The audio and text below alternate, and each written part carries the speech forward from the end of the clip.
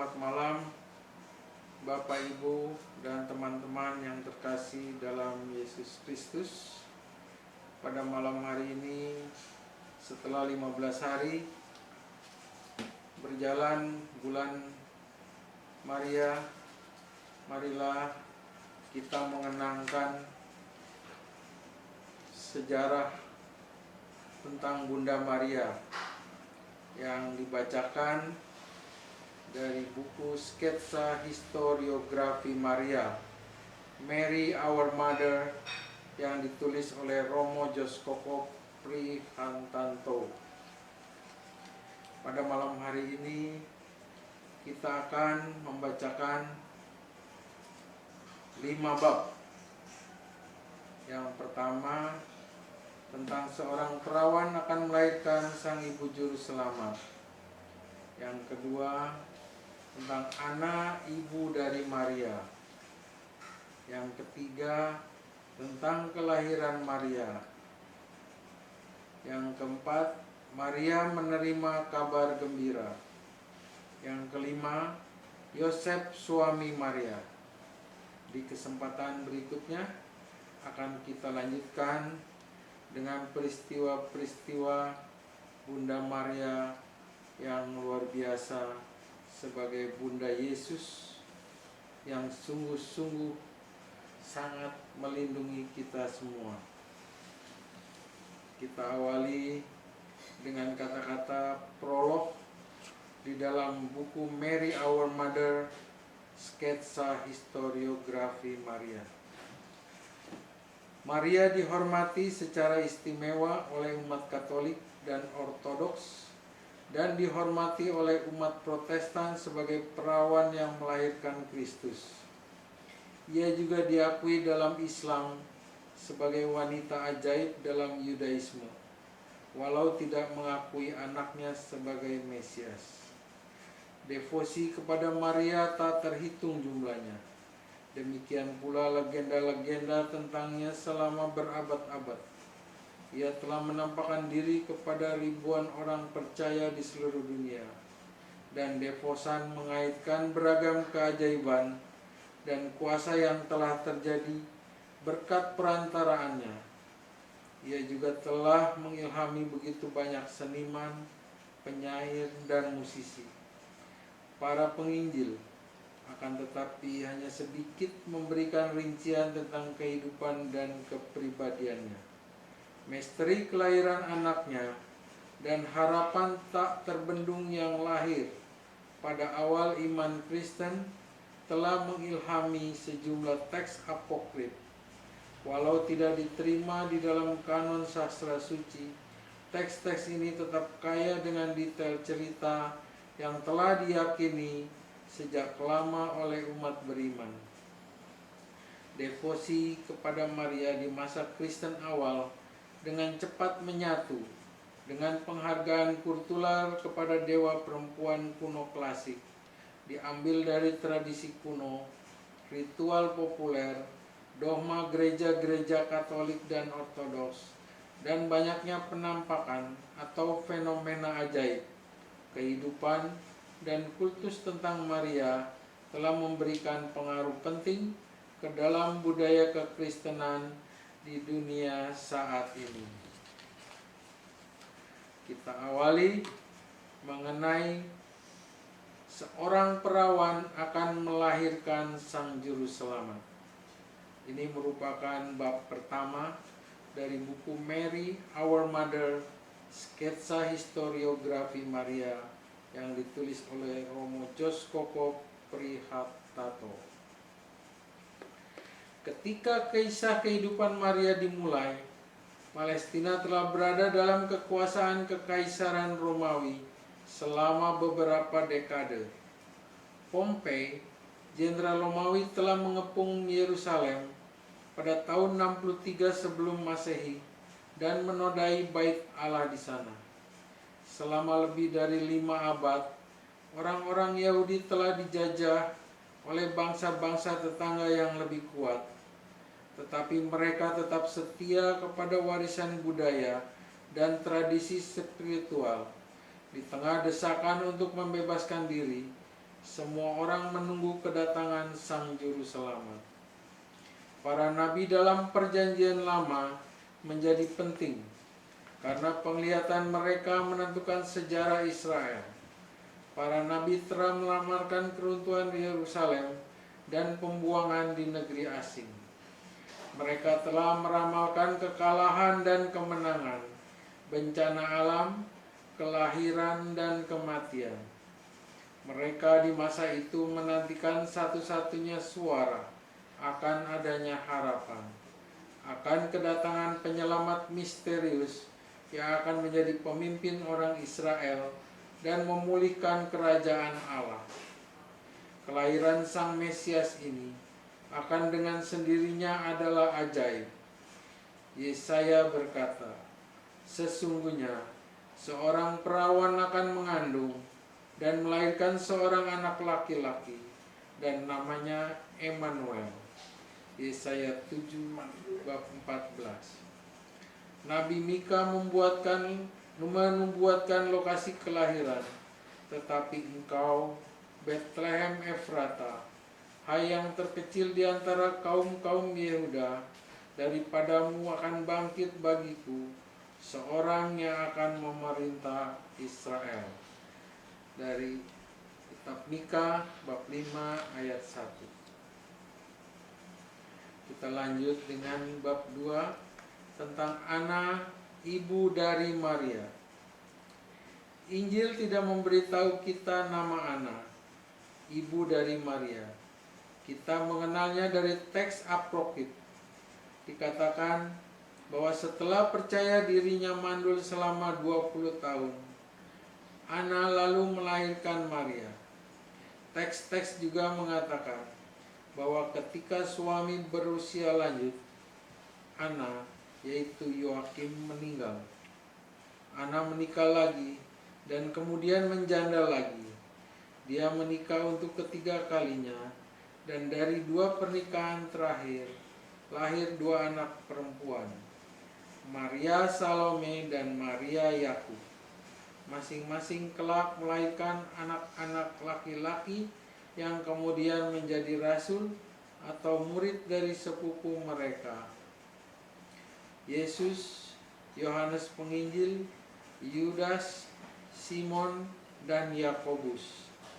Anak-anak perempuan Anna dan cucu-cucunya kelak akan memainkan peran utama dalam masa kekristenan awal di Palestina. Di tempat-tempat lain, penghormatan kepada Anna mengambil sisi yang berbeda.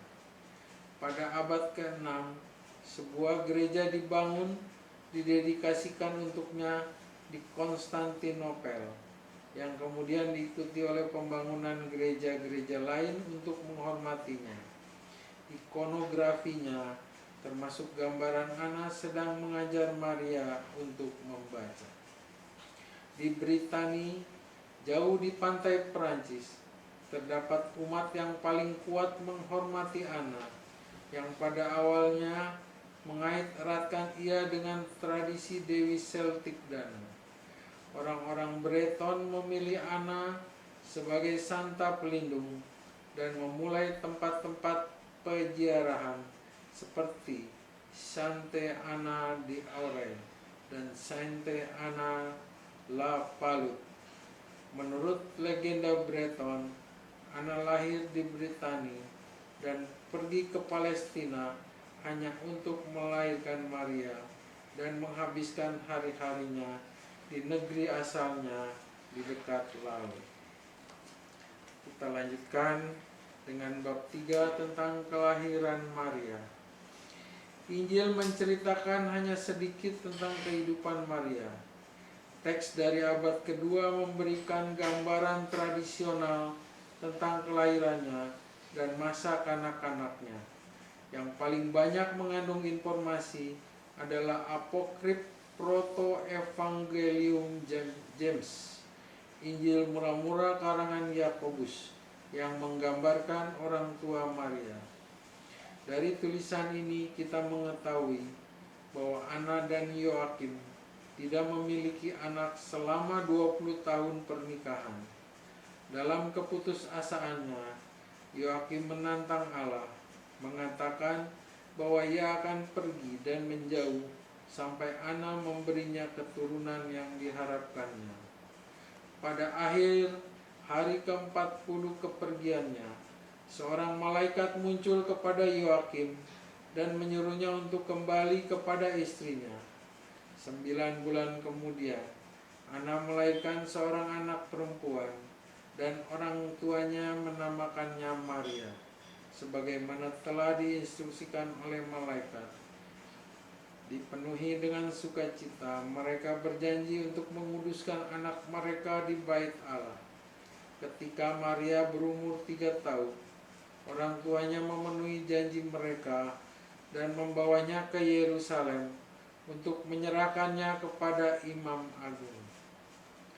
Menurut catatan kuno, Maria dibesarkan di Galilea, di kota Nazaret.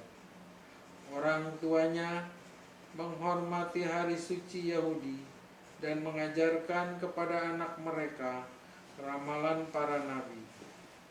Maria tumbuh menjadi remaja manis dan pekerja keras. Keluarganya mencarikan seorang suami yang baik untuknya. Ketika dia berusia 12 tahun, usia untuk bertunangan di masa itu. Untuk Maria, pilihan jatuh pada Yosef, seorang tukang kayu dengan reputasi yang baik. Setelah melewati masa pertunangan, Maria dan Yosef lalu menikah. Bab berikutnya, Maria menerima kabar gembira. Peristiwa Maria menerima kabar gembira dari malaikat Gabriel dijelaskan dalam Injil Lukas. Berlangsung di sebuah desa sederhana, Nazaret di Galilea. Maria saat itu belum lama bertunangan dengan Yosef, seorang tukang kayu, yang sama seperti dirinya adalah keturunan jauh dari Daud, Raja Israel. Menurut adat, Maria masih tinggal bersama dengan orang tuanya sampai saat pernikahannya diresmikan. Suatu hari, muncullah sesosok asing kepada Maria dan mengatakan bahwa dia telah terpilih di antara semua wanita. Maria bingung dan agak takut, tapi sosok ini, malaikat Gabriel, menenangkannya dengan kata-kata, "Jangan takut, hai Maria, sebab engkau beroleh kasih karunia di hadapan Allah." Injil Lukas bab 1 ayat 30. Kemudian Gabriel mengatakan bahwa ia akan mengandung dan akan melahirkan seorang putra yang diberi nama Yesus, yang berarti juru selamat. Malaikat itu mengatakan bahwa anak itu akan mewarisi tahta Daud dan memerintah selamanya. Maria meragukan pesan malaikat ini, mengetahui dirinya masih perawan. Gabriel mengatakan bahwa Roh Kudus akan turun atasnya dan kuasa Allah akan menaunginya. Sebab itu, anak yang akan kau lahirkan itu akan disebut Kudus, Anak Allah. Akan tetapi, ketika Maria menceritakan kepada Yosef apa yang terjadi, Yosef ingin mengakhiri pertunangan mereka, namun mengurungkan niatnya dan tetap menikahi Maria setelah seorang malaikat menampakkan diri kepadanya dalam mimpi dan mengatakan kepadanya bahwa Maria mengandung dari Allah. Kita memperingati peristiwa Maria menerima kabar gembira dari malaikat setiap tanggal 25 Maret. Bab yang berikutnya tentang Yosef, suami Maria. Siapakah orang ini yang tetap menerima di masa yang sangat patriarkal saat itu?